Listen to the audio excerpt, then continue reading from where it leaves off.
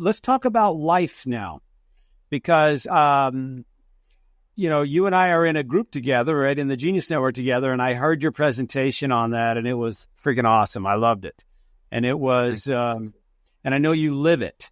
So, what is it? I'll let you take it from there. So, what's cool about this is it's something I've been doing my whole life, and it sounds cliche, but the high performance life model is essentially a cool name for something that I've been doing very, very meticulously my whole life. And that is, I would get overwhelmed, or I would have so many things in my brain that I needed to find a way to get it all out. What were my goals? What were my dreams? What was actually something I wanted versus what were things I was saying to myself? We often find ourselves thinking that we want something, but when we go to write it down and we actually start thinking about it, it may or may not be the exact path that we want to go on. And so I had created these 4 quadrants in my brain that were love, impact, faith, and energy. And love was your family and friends, the who's in your life that matter most, the people that you want to surround yourself with. I had been making lists of names of people that I wanted more time with in my life for years. Every year I go through people that I've met, people that are part of my family, people that I love being around, that I get energy from. And I write their names down. And I also write a couple of the names down of the people that suck the energy out of my life. And I try every year to surround myself with more of the right who's. Genius Network is a great example. It's an area where each year I find myself learning more and more about a couple of the members and people that become really great friends of mine. But it's defined, it's purposeful, it's written down. Impact.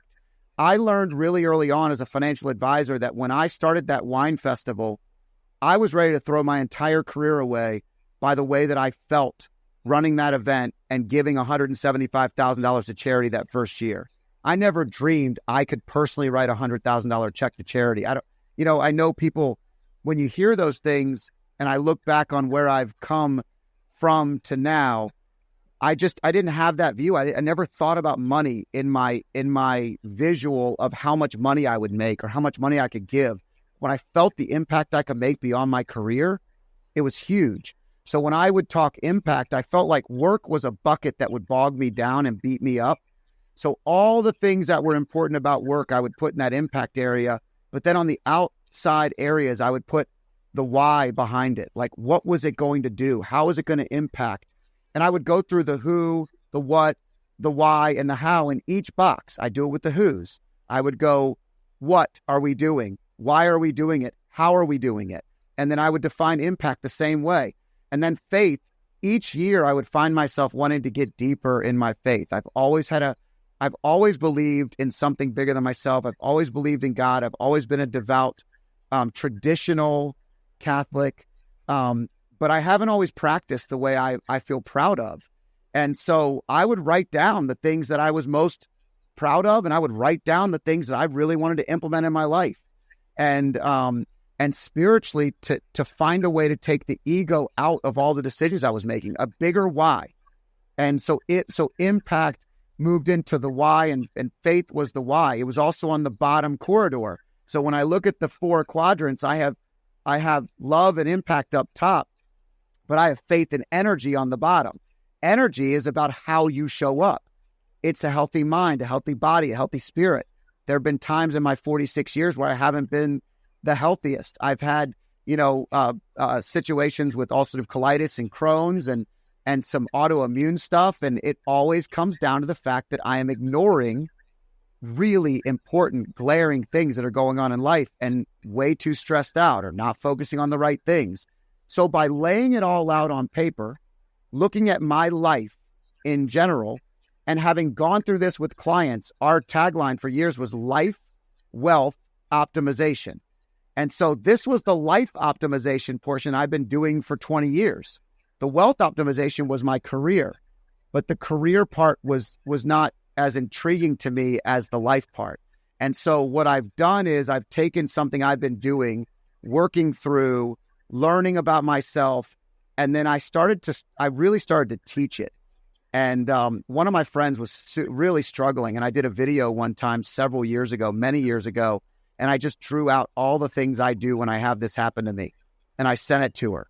And, everything changed for her when she executed upon this. Another friend lost their father and was reeling and having a really hard time. And I used it to help frame what was most important. Why was it most important? How are we going to do it together? And, it's such a bigger tool than just laying out your dreams and your goals. Sometimes it's about overwhelm, and I use it for that too. So this life model is something that's been so great for me. And I just, like you said earlier when you introduced it, right? I know something is great about this, and I want people to know how great it is and how it can help them in their own lives, because it will make their relationships better. It'll make their impact greater.